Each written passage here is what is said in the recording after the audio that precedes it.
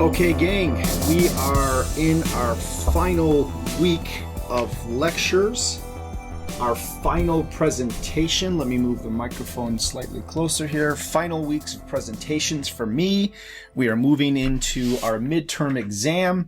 You guys are our final exam. You guys are absolutely crushing it.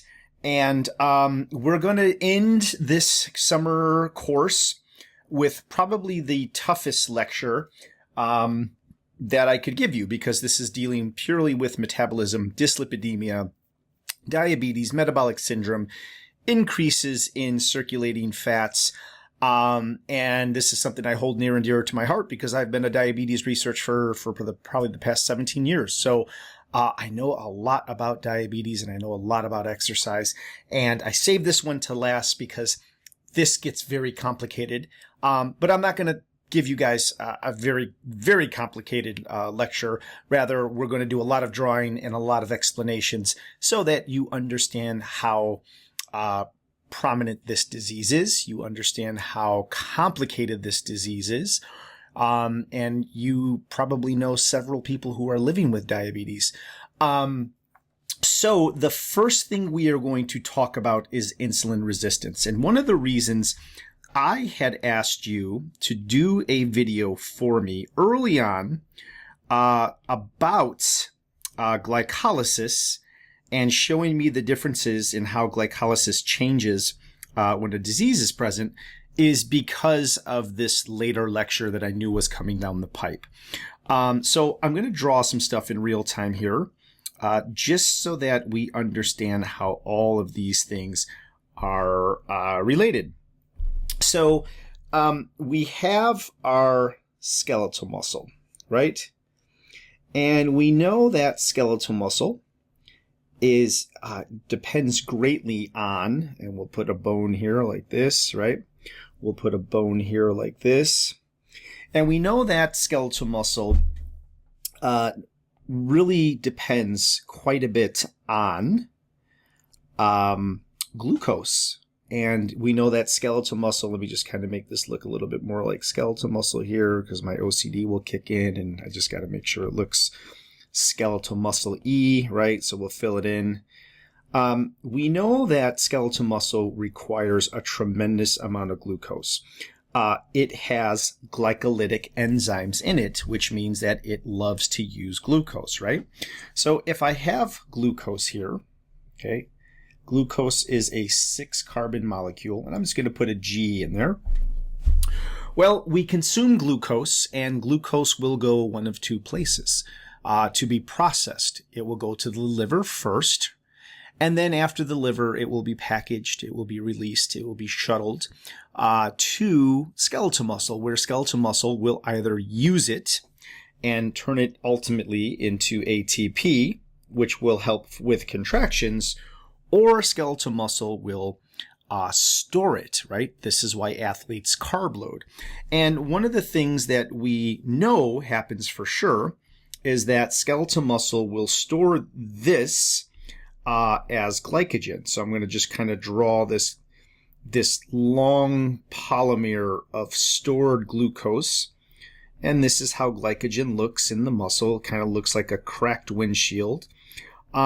And the more carbohydrates that we consume, the more glycogen that we can store in the muscle, right? We can have athletes, actually endurance athletes. I know there is an individual in this course that does endurance swimming, like long hours of swimming. Well, we would want to make sure that when somebody is doing these swimming marathons in open water, we want to carb load and make sure that we are increasing the amount of glycogen that is in the muscle, right? So this glycogen, and let me just write it out here. Some of you, I'm sure you all know what it is, but let's just beat a dead horse and make sure that glycogen, this is stored energy, right? So when glucose comes to the muscle, it will go through glycolysis, and you guys have all showed me your glycolysis video, right?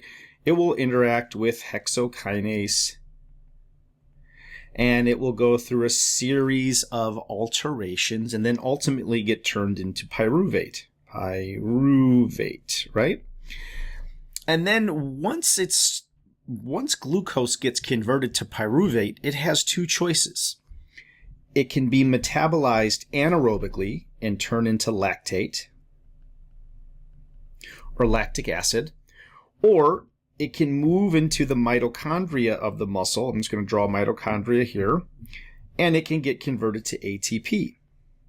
Or if we're not exercising and we're just carb loading and we're purposely feeding, this will move to something called glucose 1-phosphate, and then it will get converted into glycogen. So we have all these different pathways that glucose can go to be useful and beneficial to the muscle. Now, there is one problem. The muscle has to be sensitive to insulin in order for these things to happen, right? So how does this work? Well, your muscle is filled with these insulin receptors. I'm just going to draw them generically on top of the muscle here, right? We see all of these insulin receptors. They look like little field goals, right? And when we consume sugar in any form, whether we're consuming just straight sugar, let's say you had a Snickers bar, or let's say you had a sweet potato with spinach and steak, right? The sweet potato would have, of course, glucose in it. Well, whenever we consume these things, the first thing that has to happen is that glucose will interact with the pancreas, right? So I'm just going to draw the pancreas here, right? And we know that the pancreas has something in it called beta cells, right? I'm just going to say beta cells. And these beta cells, they sense glucose. So whatever concentration of glucose comes in, these beta cells are going to sense that concentration, and they are going to release insulin. And they are going to release insulin in a concentration that is equivalent to the glucose that has been ingested, so that the insulin can neutralize the glucose. We do not want the glucose circulating in the bloodstream for long periods of time at high levels. Well, what is a high level? Well, if any of you have went and gotten a blood test done recently, you know that we do a fast, right? We do a 12-hour fast, and then you go and you give blood, right? And we hope to see that your resting glucose levels, right, RGL, should be anywhere between 60 and 90 milligrams per deciliter. And when we see that you have a resting glucose of 60 to 90 milligrams per deciliter, that means that you are euglycemic and that you don't have any glucose intolerances, which means that everything is working well. If you do a resting glucose test and you do a 12-hour fast and you come in and your glucose is, let's say, 101 to 200 milligrams per deciliter, well, that means that glucose is not going where it needs to go because there is insulin resistance somewhere. And if the insulin is not communicating with the receptors and it is not letting glucose in, then none of these things, like glycogen formation, that can't happen. ATP being produced from glucose, that can't happen.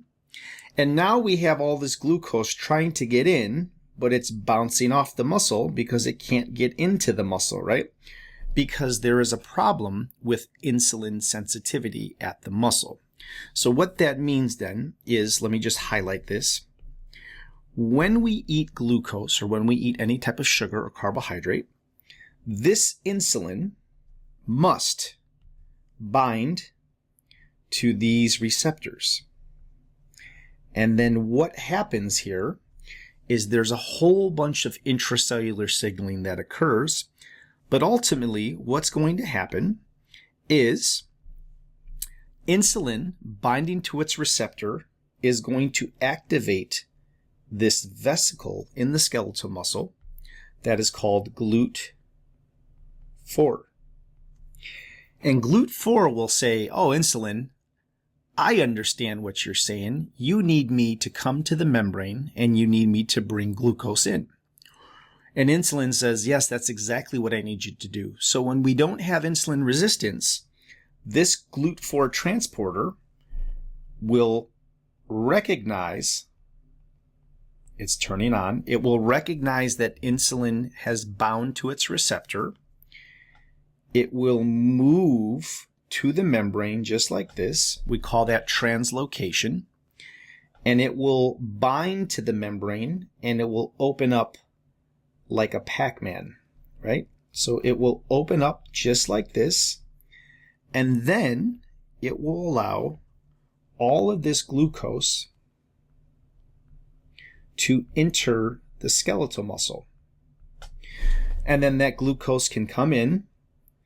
It can go through glycolysis. It can form glycogen if we're an athlete and we're trying to carb load and try to get a lot of that energy in the muscle. Or it can go to all of the mitochondria and it can create ATP so that we have energy in the cell. So that is how insulin, the pancreas, muscle, and glucose all interact. Now, when this process happens, GLUT4, let me just draw this down here. GLUT4, I'm just going to put a 4 in there. It requires activation by another protein called AKT. So essentially, insulin will bind to its receptor. Let me do it in red so you can see this, right? Insulin will bind to its receptor. And if we're an insulin-sensitive skeletal muscle, that receptor will activate all of these proteins in the cell. And I'll show you a picture of that. It's very complicated. But the most important protein it is going to activate is this AKT. And it's just going to turn it on like a light switch. So AKT is going to get a phosphate put on it. It's going to turn on. And once it turns on, it's going to say, okay, GLUT4, you can move. You can translocate, and you can start bringing in sugar.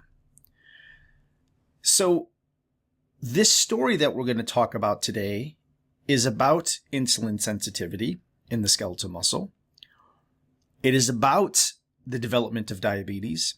It is about the activation and inactivation of a very important protein in the cell called AKT. And for some of you guys in this class that weightlift, AKT is very, very important because it activates mTOR, which is another protein in the cell, which is very important for muscle hypertrophy. So if you're insulin resistant and you can't turn on AKT and you can't bring glucose into the cell, you also can't turn on mTOR and you can't build muscle. So this is how complicated type 2 diabetes is.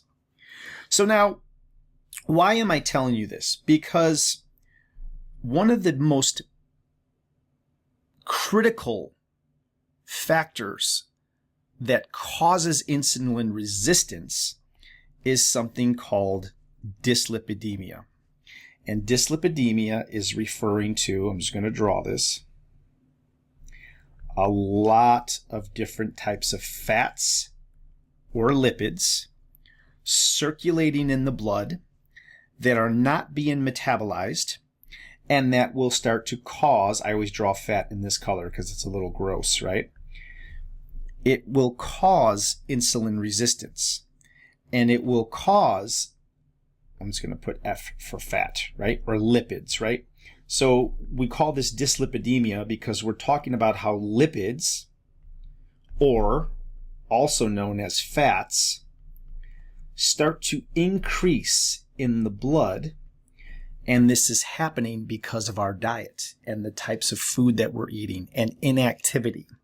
So these fat droplets, or these different types of lipids that we're consuming, they will cause interference with insulin signaling, and this is how we start to get insulin resistance. There are many, many, many, many complicated mechanisms that are associated with the development of insulin resistance. We're not going to go into that. I can do a whole semester on it if you guys choose to do more courses with me down the road. But just understand that there's this important relationship between glucose, the pancreas, the beta cells, the insulin receptors, AKT, and GLUT4. And just understand that that is a very complicated and delicate relationship, and that fat or lipids can cause all of that to go haywire and not work. And then what starts to happen? Well, then we start to see this rise in glucose in the blood because it can't get into the skeletal muscle cell. So now we start to get something called hyperglycemia, and that's a problem because your other cells in your body, your eyes, your neurons, your vasculature system, they don't have protection from glucose, which means if glucose keeps rising, let's say it gets to 400 and 500 milligrams per deciliter, well, that sugar is going to get inside to all of these different cells, right? Let's just say that this is a epithelial cell in the blood. It's going to get inside and it's going to cause something called glucotoxicity. So glucose is very toxic at very high levels. So glucotoxicity that is caused by insulin resistance, that is caused by elevations in lipids in the blood or fats in the blood, this is going to cause glucotoxicity in other cells, and this is why you'll see people with diabetes who are missing fingers or missing eyes or missing lower appendages or are getting dialysis because the glucose will destroy hepatocytes in the liver. It'll destroy kidney cells. It will destroy capillaries, which is why some people lose their eyesight. So when glucose gets very, very high, or this sugar gets very, very high, it causes destruction everywhere else because it causes toxicity. All right. So it's not only the skeletal muscle that can become resistant to insulin, but it's also the liver that can become insulin resistant. And once the muscle and the liver start ignoring insulin, we have a pretty serious problem. So let's now talk about the liver and what the liver does and how insulin resistance can start creating more lipids in the blood. Okay, so let's continue our conversation. So what I have for you here is a liver.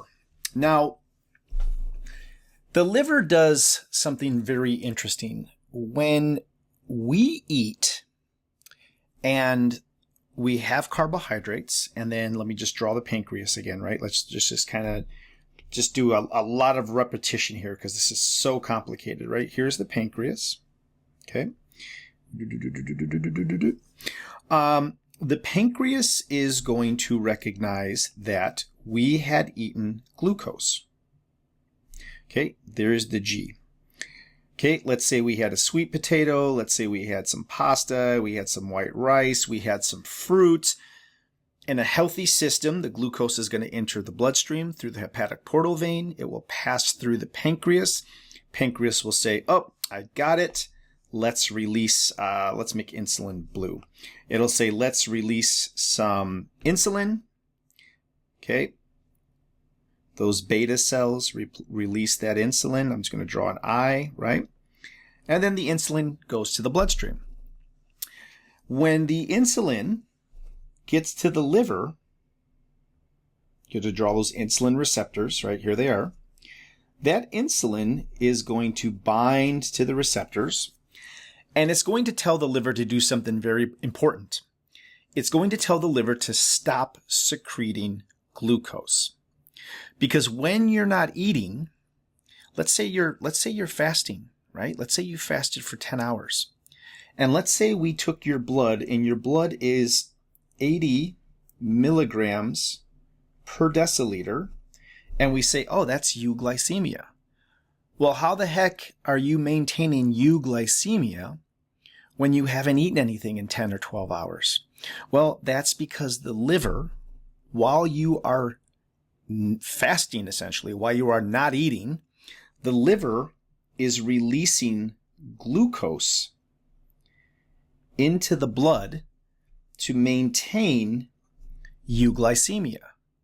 So that's how you stay alive while you sleep. Some of you that sleep 5 hours, 10 hours, 11 hours, you're maintaining euglycemia when you haven't eaten in multiple hours, because that glucose needs to get to your brain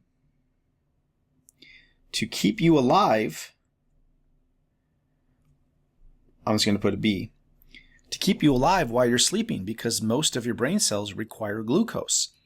So if the liver is releasing glucose when we're not eating, then insulin does something really important.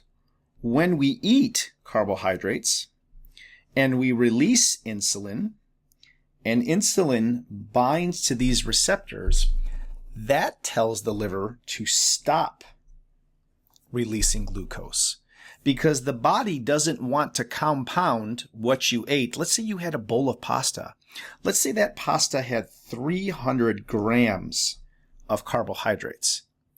And let's say the insulin didn't work and you're resistant to insulin at the liver, and the liver says, okay, I'm going to ignore you, insulin, and I'm going to just keep secreting glucose. Well, now what the liver's releasing gets compounded onto what you just ate, and then we get a blood sugar level of 600 milligrams per deciliter. That is massive. That high level of blood glucose, that could induce a coma. So insulin binding to the liver has to tell the liver to stop releasing glucose, because we just ate glucose and we don't want to combine or compound those two, right? So in the skeletal muscle, it says, hey, take this glucose into the muscle and use it. And at the liver, it says, hey, liver, please do me a favor and stop releasing glucose. So if we get insulin resistance at the muscle, we don't take glucose in. And if we get insulin resistance at the liver just keeps spitting glucose out. And that's how we get this rise in blood glucose levels, right? So I hope that makes sense. Let me clean this up. So when we have insulin present and we are in a healthy system, we don't have any pathologies or any diseases, the liver does some really important things. So insulin in the liver, it promotes proper lipid storage and proper fat oxidation. And what do I mean by fat oxidation? It just creates energy. It oxidizes fat for ATP to create energy. So the liver has to be sensitive to insulin in order to manage lipids. And if we don't manage lipids, we get something called dyslipidemia, which is this increase in fat both in the blood and in the liver, because the liver packages fat. This is how we get fatty liver disease, because we lose sensitivity to insulin. Insulin also inhibits gluconeogenesis, which if you don't know what that is, that's okay. I just told you that insulin shuts off glucose being released, right? So the liver wants to release glucose. It wants to let it out into the blood system to help maintain euglycemia. But insulin tells it to stop doing that so that we can metabolize the sugar that just came in from food. Insulin also suppresses lipolysis, right? Which means the breakdown of fats. It also plays a role in something called very low density lipoprotein production. And if you don't know what that is, it's right here. We will talk about that. When you go to get your blood tests, one of the first things your doctor will do is he'll take your blood. He'll look at the results and he'll look at your lipid panel. And your lipid panel is triglycerides, or we call them tags, triacylglycerols, right? That just means the amount of fat circulating. Your lipid panels is also low density lipoproteins. It's also high density lipoproteins. And you probably may not have looked at it, but there's also something called very low density lipoproteins. These are the fat that is circulating in the blood, and it is a measurement of how well insulin is doing its job. Because if this is high, if this is high, if this is high, if this is low, and glucose is high, that tells us that we have a metabolic derangement. And that probably means we're starting to develop obesity and we're starting to get a little bit of weight around the tummy area. That means that we haven't been watching our calories. We might have had too many, I know you guys are all over the United States, but here in Chicago, we have something called Portillo's, horribly fattening food, but the line is always around the door. I used to live in California. They had In-N-Out Burger. That place was just packed all hours of the night. So these types of foods increase our lipid intake, right? So here's the fats, here's the lipids, right? These lipids can be cholesterol, they could be triglycerides, right? They can be long chain fatty acids, medium chain fatty acids, right? They're just all fats. And what these fats are going to do is they are going to interfere with insulin signaling. They're going to come over here and they are going to interfere with the job that insulin is supposed to do. Now, again, it's not that it directly interferes. It's a very, very complicated cellular process, right?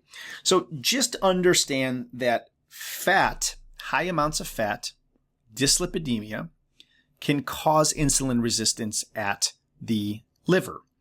And if we have insulin resistance at the liver, we can't promote proper lipid storage and proper lipid use, which means now the liver is going to start increasing the amount of lipids that goes into the circulation, and this is how we get dyslipidemia, right? So that's how dyslipidemia is associated with diabetes, and diabetes is associated with insulin resistance, right? And that's how all of this is connected. So let me clean this up, and then we'll kind of continue on here. Like I said, this one's going to be complicated, but I think you guys are going to understand it because I'm taking my time and I'm just drawing very slowly and just making sure that you understand this type of relationship. And that's why metabolism, which is what I focus on, is such a complicated science because everything is interdependent, right? The glucose is interdependent on the beta cells. The beta cells are interdependent on insulin secretion. Insulin secretion is interdependent on whether or not the liver and the muscle are sensitive to its signal. So it's very, very, very complicated. So when we lose sensitivity to insulin at the liver, then we start to get an overproduction of very low density lipoproteins, right? And that's what I was saying here is we start to get more fat being packaged by the liver. The liver's going to make very low density lipoproteins, and it's going to start shipping out more of those very low density lipoproteins into the blood. So now dyslipidemia in the blood starts to increase. When we get insulin resistance, there is going to be changes in trafficking signals that are really, really, really important. So like I said, insulin should tell the liver to stop releasing glucose, but when there's resistance, it won't do it, and the liver will now start spitting out glucose even after you ate.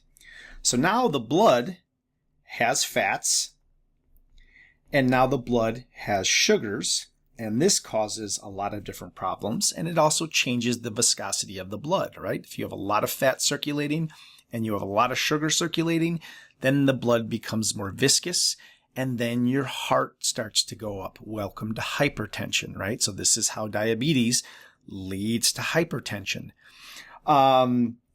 Then we start to get hyperglycemia. The sugar has nowhere to go because the muscle is no longer sensitive to insulin and it won't take it up. And then we start to get something called de novo lipogenesis, which means carbohydrates will start to get converted to fat, right? So now glucose that does come into the liver will start getting converted to fat, right? And that's just going to make this whole thing even worse, because what happens when the liver starts moving more fat into the blood? Well, that's going to make the muscle even more desensitized to glucose. So now, over the course of this time frame, right, and diabetes takes about 15 to 20 years to fully develop. We can catch it early, and there's a wonderful thing called exercise that can stop and reverse all of this, right? Better than medication can. So again, when we lose sensitivity to insulin at the liver is going to put out more fat. That fat is going to go to the muscle and make the muscle more resistant to insulin.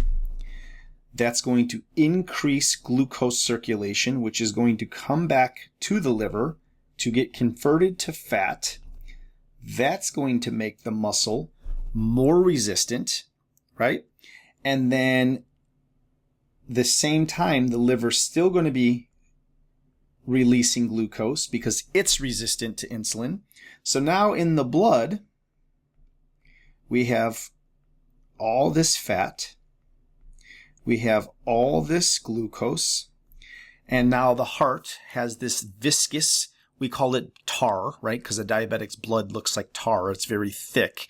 Now the heart is going to have to increase how hard it contracts to move that thick blood, and now we have the development of hypertension, right? And ultimately what's going to happen is, as this gets worse and worse and worse, we're going to get left ventricle remodeling of the heart, and we're going to get hypertrophy of that left ventricle because the blood is so thick. So it's not a good thing. I hope this is all making sense, okay? Very, very, very complicated, but again, you can do one of two things. You can take medication and just keep eating whatever it is you want to eat, and that will just kind of slow this process down a little bit. Or we could exercise, and we can get all of this regulation back, and we can stop diabetes. We can reverse diabetes. We can slow it down. We can arrest it. So if we look at this next part here, insulin resistance at the liver and insulin resistance at the muscle is going to cause systemic changes to fatty acid metabolism and glucose metabolism across the entire body, right? Not a good thing. So let me clean this up here.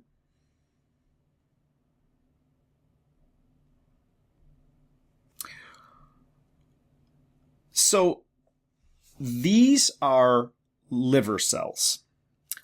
And inside of the liver cells, we have a tremendous amount of mitochondria. And mitochondria in the liver cells are very, very, very important because they are going to oxidize and use all of that fat to create energy. The liver, it needs a lot of energy because it's a very, very busy organ, right? Every time you eat, it's clocking in and going to work. So if we look at the liver cells, right? And we look at the mitochondria in the liver, and I just drew another mitochondria down here at the bottom. You guys can see it there. When we consume glucose and we consume fatty acids, and we do it in an overabundance, this is called overnutrition. And overnutrition just means I'm eating too much, I'm gaining too much weight, and I'm going to start developing insulin resistance as a result of that, right? So overnutrition is going to impact the mitochondria in the liver. And that is also going to cause implications where the liver is going to release these things called free radicals, right? And free radicals are going to make all of this even more messy. So in the mitochondria, we have this thing called the electron transport chain, right? And essentially, it's just a series of enzymes. I'll draw them in here for you. It's a series of enzymes. Close. That like sit here in the mitochondria, and they take glucose and they take fatty acids, and they make ATP, right? So that electron transport chain is very, very important at taking glucose and taking fatty acids, right? Glucose will come into the mitochondria. Fatty acids will come into the mitochondria. They'll be metabolized through the citric acid cycle. You don't need to know what that is. They'll go through beta oxidation, and then ultimately they'll get down to this electron transport chain to create ATP. Super important, especially if we're exercising, right? The more ATP we have, the more muscle contraction we have. But when we start to develop insulin resistance and the liver is making more fat, converting glucose to fat, trying to metabolize the fat, trying to break it down and create energy, we get these free radicals that are made basically down here. We get these things called, you don't need to know what these are, I'm just showing you more of the consequences. We get these things called superoxide. We get these things called hydroxyl radicals. And we get these things called hydrogen peroxide, which can destroy anything in the cell that they touch, right? So they can destroy the mitochondria. They can destroy cell membranes. They can destroy proteins that help with metabolizing glucose.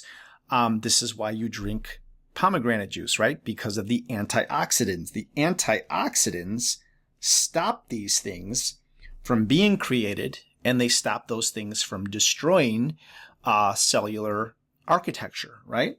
So it's just a really bad situation all around, because once you get insulin resistance, well, then you start to have all of these secondary and these tertiary implications, which just cause more damage, right? So this would be mitochondria dysregulation or mitochondria death that happens because the liver can't keep up with all the fatty acid metabolism, right? And when it does that, when the liver tries to metabolize all of the fat that it's producing and releasing and coming back to the liver, it essentially destroys itself with these free radicals. So it's that was just kind of a side statement, right? Just kind of showing you that like it just gets worse and worse and worse. So the most important thing to understand is that this dyslipidemia is a result of overnutrition. We're just eating too much and not exercising enough, right? So let me close this out and then we'll move forward. All right, before I get too far into the drawings, let's catch up a little bit with the lecture slides so that you guys have a better understanding of all of this information. So I tried to make these lecture slides as easy as I could. I put a bunch of analogies in there. I put a bunch of metaphors in there. I put a bunch of lay explanations of things just because this is complicated and this might be the first time that you've been exposed to this. So let's take a look at this. So what is dyslipidemia then? So you should have a very good understanding based upon the drawings that I just did. So this refers to an abnormal amount of lipids or fats in the blood.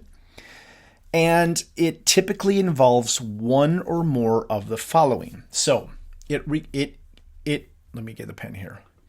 It includes an increase in LDL. And this stands for low density lipoprotein. Okay. So lipids, fats they're not soluble in your blood, right?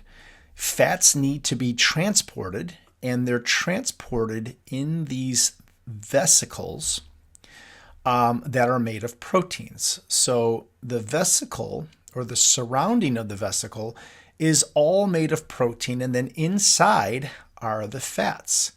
So when we talk about a low density lipoprotein, well, this is a lipoprotein because it's a protein with lipids inside, right?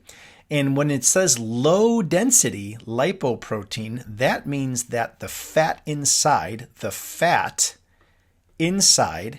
is greater than the protein, right? That's why they call it a low density lipoprotein. It's just all fat. Now, when we have dyslipidemia, we have an increase in low density lipoproteins, and this comes from the liver. The liver is making these lipoproteins. Now, the other change that is associated with dyslipidemia is a reduction in HDL, right? And HDL stands for high density lipoproteins. Now, let me change the color here just because we want to make this a good guy. HDL is the good guy. So HDL is a protein transporter where the protein concentration is greater than the fat concentration, right? So there's more of this protein than there is fat on the inside.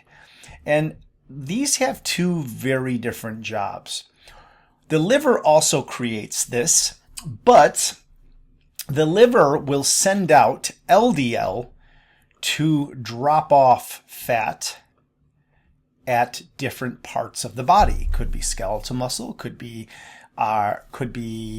in the vascular system, it could be in the adipose tissue, could it be in the visceral fat?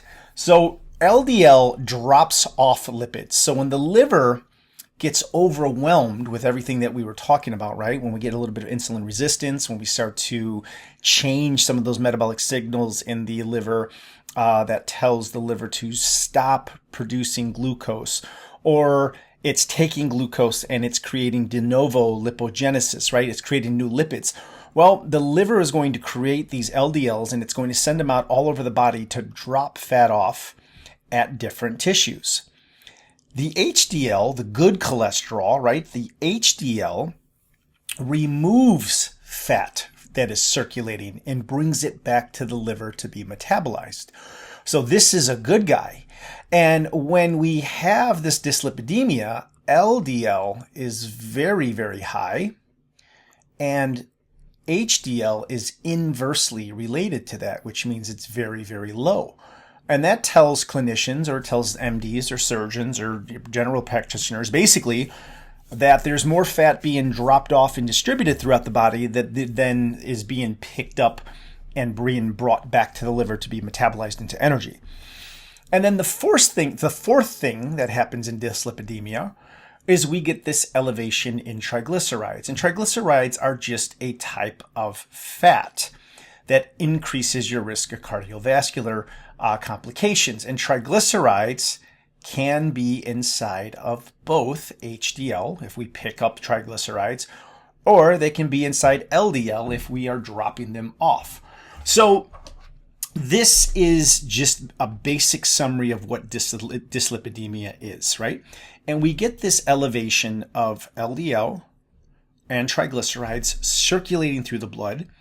And we know that this is strongly associated and correlated with insulin resistance. So essentially, the more these lipids are elevated and in circulation, the stronger the insulin resistance is, and the more complications we are going to have. So what happens then in diabetes when we start to develop diabetes? Well, diabetes, like every disease we've talked about, it happens over the course of a continuum, right? So we get day 0, and then in diabetes, we generally have about 15 years to fully develop. And in the course of this 0 to 15 years, we have these kind of hallmark mile markers where we have some major metabolic damage that is occurring, right? And we know that the worst case scenario is that those beta cells, I'm going to draw the pancreas again, right? We know that the beta cells that are inside of the pancreas, there's our pancreas, over the course of time, these begin to perish. And we can't regenerate beta cells, right? So beta cells, I'm just going to draw this, right? We start to perish. I'm going to just kind of do the Ghostbuster sign here, right? Beta cells start to perish. And when they start to perish, this organ can no longer produce insulin. And that's what we call frank type 2 diabetes or overt type 2 diabetes, which means there's no coming back from it. We will be on insulin the rest of our lives. Now, before this event happens, and this could, it depends on who the person is. This could happen in the 10th year, right? It could happen in the 11th year. But that gives us a lot of time to basically begin to exercise and to control the diet to stop this damage from occurring. And more importantly, to stop dyslipidemia, which would also stop insulin resistance. So all of these injuries are associated with one another, okay? So when we have type 2, oops, I'm in the wrong slide. Sorry about that. Let me go back here. This is where I was, right? Yes. So when we have type 2 diabetes, the first hit is that we have poor insulin sensitivity. And I told you that that comes from fat, right? That comes from, there's lots of different mechanisms, but the dyslipidemia and the increase in circulating fat is one factor. I'm just going to put an F in here for fat, right? That's one factor that will cause dyslipidemia to basically begin. And this makes the body want to mobilize triglycerides as a primary energy source, because if insulin doesn't let glucose into the muscle, then the muscle begins to think that it's starving and it will signal to have fat mobilized. So then in the blood, we have fat and we have glucose and we have that very viscous blood because we have all these substrates in there. So we start to lose this HDL, which helps clean up this triglycerides. We lose that regulation, right? And then the LDL, these garbage trucks, I like to refer to them as garbage trucks because they're dropping things off. They will drop off more of that LDL, and this creates a really bad story for the body. Let me go back to this one because this is the one I should have been on. Sorry about that. So insulin resistance is one of the major hits. Okay.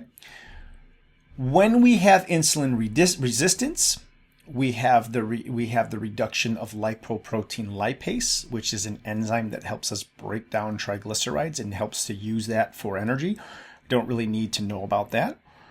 Triglyceride levels will then rise because we can no longer break this down, and HDL levels decrease. The liver starts producing more of these LDLs. In this case, it's very low density lipoprotein. This carries more triglycerides and it takes more of these fats out into the body. Again, keep in mind, this is very, very, very complicated biochemistry. I'm just trying to show you some of the steps that occur. These LDL particles, because they're so high in the blood, they can start creating plaque, right? And they can cause this arterial plaque because they can get stuck. And all of this basically creates this diabetic dyslipidemia. And ultimately, like I said earlier on, this kind of leads to cardiovascular disease. So it is a very, very messy sequence that occurs. Now, if we wanted to put this into lay person expression or explanations, I'm doing this just because, again, this is heavy biochemistry. I put this here and you can kind of look at it and read it, right? Dyslipidemia means your blood has a wrong mix of fats, right? It has too much LDL and too much VLDL and way too little of HDL, right? So think of your bloodstream like a highway, right? LDL is a sticky garbage truck that dumps cholesterol onto the walls of the artery. HDL is like the cleanup crew that sweeps that garbage away, But in diabetes, we lose that, right? So we just got dropping off, dropping off, dropping off. And triglycerides are the greasy fuel that clogs the road when there's too much of it, right? So in dyslipidemia, we have a surge in this. It's dropping off fats all over the body, cholesterol, triglycerides, everywhere throughout the body. We lose the cleanup crew, and these triglycerides, they kind of clog the roads, right? And the roads would be your arteries and your veins. And that's how we get this plaque formation. And then once we get the plaque formation, we run into all sorts of issues. So I think we did a good enough job at kind of introducing what these LDLs and lipoproteins are, right? So let's look at it in just a little more detail, and then we're going to draw a little bit, and then we're going to have this kind of be the end of lecture 1, okay? So we're talking about these lipids, right? This fat in the blood.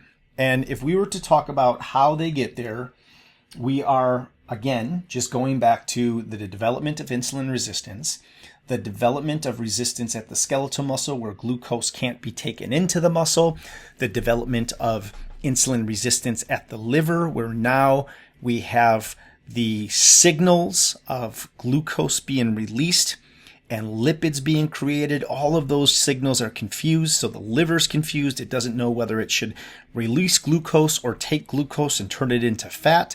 So it takes glucose, it turns it into fat, it starts packaging all that fat into LDLs, it stops producing HDLs, and then we get all of this fat and this cholesterol and these triglycerides that are being moved out into the body and dropped off. And both of these things, both lipids and fats and carbohydrates and glucose, at very high levels, they are all very toxic. That's why when you go to get your blood done, they do a lipid panel and they look and see what is going on with the lipids in your blood, and they look and see what is going on with the carbohydrates in your blood. And they will also look and see what your liver enzymes are doing, because if your liver enzymes are elevated, that tells the doctors that you are creating way too much fat that is being dropped off in the rest of the circulation. All right, so I got one more slide here for you, and then I'm going to draw a little bit, and then I will let you guys digest this information.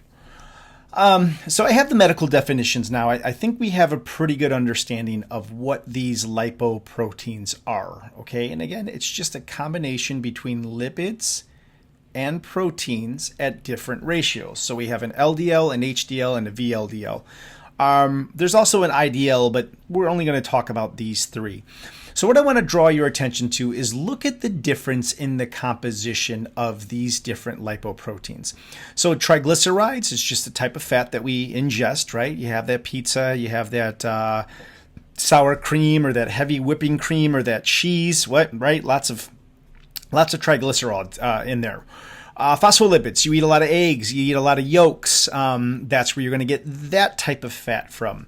Cholesterol, any animal product that you consume has cholesterol in it. So if you're eating the bacon, if you're eating the ham, if you're eating the cheese, if you're eating the eggs with the yolks, you're eating a lot of cholesterol. And then again, the protein is kind of inversely related with all of these. So if we look at a VLDL, that is mostly triglycerides. So the liver will produce this VLDL. It will send it out into the circulation, and the very low density lipoprotein will drop off a lot of triglycerides to the body. Okay, it's mostly triglycerides. It has a small amount of phospholipids, a smaller amount of cholesterol, and a very, very small amount of protein.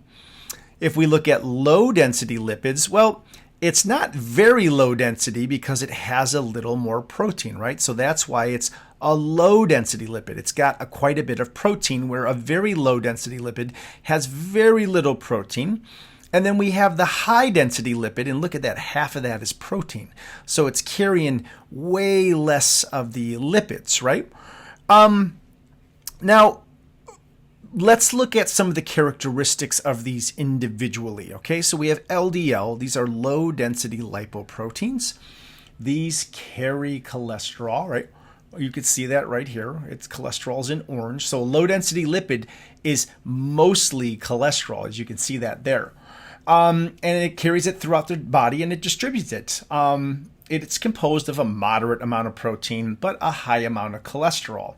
So this delivers cholesterol to the tissues for cell function. So yes, all cells need cholesterol.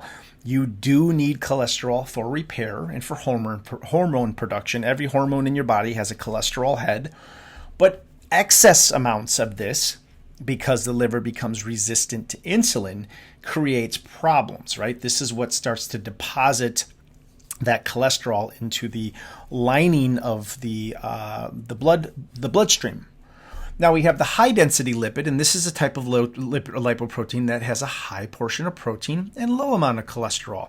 And this is made in the liver. The intestines make some as well, but most of it is done in the liver. Now this is a scavenger, right? So this picks up excess cholesterol from the bloodstream and it returns it to the liver for processing, right? They call it reverse cholesterol transport, right? Often called good cholesterol because this picks it up. And VLDL is very similar to low-density lipids, except it's got more triglycerides than low-density lipids, right? So this is also made by the liver, transports triglycerides. It takes it to the muscle and to the fat, or to the fat tissue, endurance runners, people that rely on a lot of fatty acids for their exercise because they're going to, let's say they're going to exercise or they're going to run a 30-mile race. Well, guess what? They're running at a continuous pace. They are doing a rhythmic continuous contraction. They are using type 1 muscle fibers that are filled with mitochondria.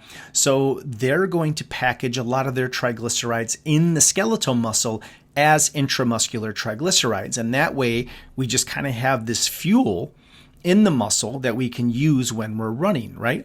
So that happens with endurance athletes, but the same thing also happens with individuals with type 2 diabetes.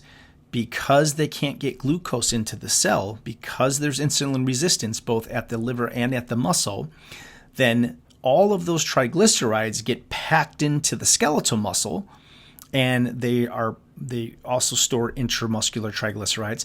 But the problem is that the runners have a lot of mitochondria, so they can process that. In diabetics, they don't exercise. They don't get up and move. So they have very, very, very little mitochondria. And this results in, as I showed you earlier in this lecture, the production of free radicals because there's not enough mitochondria to produce all of that fat. So this is just kind of a way to look at these differences, right? And I'm going to just go back and draw for a minute here, and then I'm going to let you go, and then I'll pick this up again on Thursday. All right, so let's go back to this slide because I want to tie together how free radicals and overnutrition and LDL and VLDL are going to impact AKT signaling. So I'm going to try to tie this together for you now. So before we left off, and I went to the traditional PowerPoint slides, we were talking about this, We were talking about this mitochondria.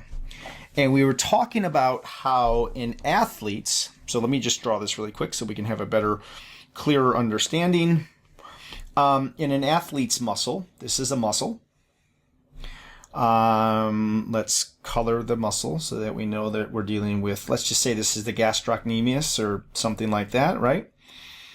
We know that they will transfer a lot of these LDLs and VLDLs into the muscle, and they'll store those triglycerides, right, or those fat droplets in the muscle so that when they begin to exercise, all of that fat will be mobilized to the mitochondria and it will get converted to ATP, and they need it because they're running 30 miles, right? And in an athlete, they have lots and lots and lots of mitochondria because the way they train, the way they compete, the frequent and chronic activation of type 1 muscle fibers will tell the mitochondria to keep creating more and more mitochondria. So yes, we will store fat, but we also have a tremendous amount of mitochondria to burn that fat, to create energy, and to not create free radicals, right? We don't want to create a free radical. Now, in a diabetic or someone that is creating or developing diabetes, same thing. They will have a lot of fat stored in their muscle because of LDL and VLDL, but their fat is stored because of insulin resistance, right? There's a hiccup in the signals for the liver, and now we got a lot of this fat circulating, right? So they'll get a lot of these lipid intramuscular triglycerides. I'm just going to write intramuscular triglycerides, TAG. They'll get a lot of these stored in their muscle as well, but the problem is they don't exercise. So they have a very small amount of mitochondria. And when they try to metabolize all of that fat, the mitochondria isn't plentiful enough to metabolize it. So what starts to happen is they start to create, as I showed you earlier, lots of these free radicals. Superoxide, you don't need to know what their names are, hydrogen peroxide, and hydroxyl radical, right? And basically these are oxygen molecules that are missing an electron. And that's what makes them very reactive. Because they don't have an electron, like you can see right here, they have an unpaired electron, that makes them highly reactive. So what they want to do is free radicals want to bind to something, anything in the cell, and steal an electron to stabilize itself. And once it does that, it starts to destroy whatever it is it steals that electron from. So the development of free radicals and the development of intramuscular triglycerides, because of the very low density lipids and the low density lipids that are in circulation because of insulin resistance, creates this really complex problem, right? And that's why I was telling you guys, diabetes and metabolism is very, very, very complicated stuff. Okay, and that's why I'm trying to draw this as much as I possibly can. So now if we're in the muscle cell, okay, and we start to develop these free radicals, right? We start to get a bunch of them developing, okay, because we're bringing in more fat. We're not doing anything to increase mitochondria density. We're not exercising. So now we have a lot of fat and very few mitochondria, and we overwhelm the mitochondria. It's not capable of metabolizing all of that fat. So then we start to spit out these free radicals. And these free radicals, they have an unpaired electron. They want to find something in the cell. They want to stabilize itself. They want to pull an electron from it. They can pull an electron from the cell membrane. And if they do that, it destroys the cell membrane. And then everything inside of the cell seeps out into the interstitial space, and then we get inflammation. It can bind to an enzyme in glycolysis. You guys all know that because you did a video on glycolysis, right? It could bind to phosphofructose kinase and destroy it because it's stealing an electron. And then we can't process sugar because we're missing one of the most important enzymes in glycolysis. It can bind to, free radicals can bind to mitochondria and destroy the mitochondria. So these things are really, really, really dangerous. And this is going to be the mechanism that is going to shut down AKT. And if you don't know what AKT is, that's okay. We'll cover it. We'll get into it. So I'm just trying to show you how complicated this can be, okay? So in the muscle, when we start developing these free radicals, because of everything I mentioned, right? Insulin resistance, dyslipidemia, the fats have to go somewhere. So the lipoproteins start to deposit it in the muscle, start to deposit it in the bloodstream, start to deposit it into fat cells, start to deposit it into visceral fat, right? That's how we start to develop obesity. We start to get bigger around the waist. Well, the mistake that it makes is once it gets into the skeletal muscle and the muscle wants to metabolize that fat in the mitochondria, it can't do it because it's outnumbered, right? The athletes can do it because they have a lot of mitochondria. The diabetics have very few. So these free radicals start to be developed in the muscle, and these free radicals can come back and destroy the mitochondria. We have hundreds of thousands of mitochondria, but if we have destruction of those mitochondria by free radicals, well, guess what's going to happen? We got less mitochondria, which is now going to create even more free radicals. So it's this very, very vicious cycle. Now, in the skeletal muscle, when we have free radicals, we activate these proteins, which are alarm systems. Don't really need to know what these are. I'm just showing you the mechanisms so you can scratch your head and be like, holy cow, exercise truly is medicine.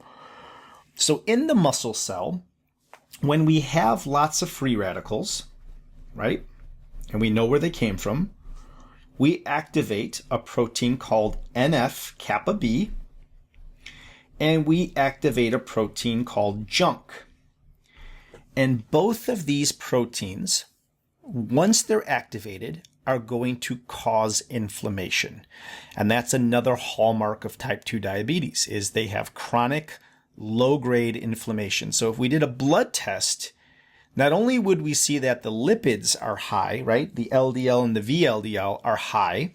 We would see that cholesterol is high. We would see that triglycerols are high. We would see that HDL is low, but we would also see that inflammation is also high and it's not turning off, which we call chronic low-grade inflammation. So all of these problems are occurring because of fat, right? So the next time you guys put a piece of pizza in your mouth, think about this. So I'm going to urge you to go plant-based as soon as I possibly can so that we avoid these things. Now, once these alarm systems, which are NF-kappa B and junk, are activated because of these free radicals, then we get the production, right? So I told you the free radicals, right? We have superoxide, we have hydrogen peroxide. Don't need to know those. They're just different types of free radicals. Well, these are going to activate something else. And I'm going to zoom in here and I'll walk through all of these, okay? So NF-kappa B is going to activate something called TNF-alpha, which just means more inflammation, okay? So now I'm showing you the inflammation. Junk is going to activate IL-6, which is interleukin 6, which is also inflammation, okay? So we have insulin resistance. We have the increase in dyslipidemia. Dyslipidemia is going to cause greater insulin resistance. The LDL and the HDL and the VLDL, the ratios are all going to be off. LDL and VLDL are going to deposit fat into the muscle. That's going to cause free radical generation, and free radicals are going to set off more alarms. They're going to activate these alarm systems, right? Which is now going to produce inflammation. So now we have another injury because of these fats, right? And it's interesting because inflammation also creates more insulin resistance. So now we're just making this whole thing worse. Well, one of the proteins, junk, that is activated right here. Again, you don't need to know the names. I'm just showing you the connection. I'm showing you how exercise can be medicine. I am showing you on a molecular level that you are what you eat. And I'm showing you on a molecular level that exercise is the perfect medicine, even better than pharmaceuticals, right? So one of the alarm systems that turn on, junk, right? This is going to activate another protein. It's going to activate activator protein 1, or AP1. And AP1, right here, this protein is going to bind to your DNA. This is a transcription factor. So when this thing gets turned on, it's going to go into the nucleus of the cell, and it's going to bind to the DNA, and it's going to tell the cell to do a couple of things. So once it binds to the DNA, it's going to tell the cell to either grow, adapt, which means survive, or self-destruct, right? Now, why would it do that? Well, it would do that because now the muscle cell knows it's in trouble. There's a lot of fat. There's dwindling mitochondria. The free radicals are turning on other alarm systems like NF-kappa B right here. It's turning on TNF-alpha, inflammation. It's turning on junk, inflammation. It's turning on IL-6, inflammation. The muscle cell realizes that it is in trouble. And it's going to activate this activator protein 1, and it's going to tell the cell to try to destroy itself to save neighboring cells, right? Your skeletal muscle is made up of millions of neighboring cells, right? When all of these alarm bells are going off in the muscle, and we have activator protein 1 turned on, and we have junk turned on, and we have TNF-alpha turned on, and we have IL-6 turned on, right? The muscle cell is in trouble.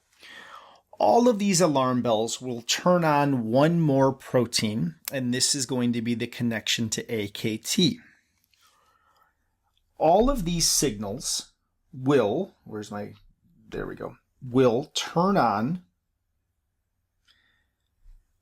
a stress kinase, which means an enzyme, that's what a kinase is going to recognize that all of these alarm bells are on. And this enzyme's name is apoptosis signal regulating kinase. And if you're new to cellular biology, apoptosis just means the cell is trying to destroy itself. So I am going to stop there, and I want you to keep the ASKI, right? Apoptosis signaling regulating kinase.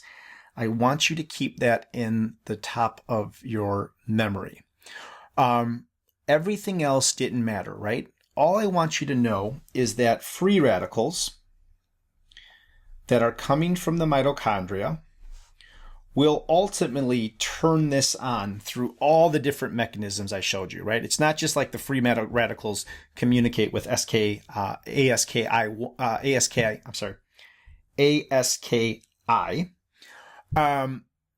It has to go through different proteins. But at the end of the day, just understand that LDLs and VLDLs, they will get into the muscle. They will stress out the mitochondria because the mitochondria can't metabolize it all. The mitochondria will create free radicals, and the free radicals, through a bunch of different pathways, will ultimately turn on this stress kinase, which is apoptosis signaling kinase 1. That's all you need to know. And then this ASK1 will basically shut down some really important proteins in the skeletal muscle. So I'm going to stop there and we'll pick up on that on Thursday.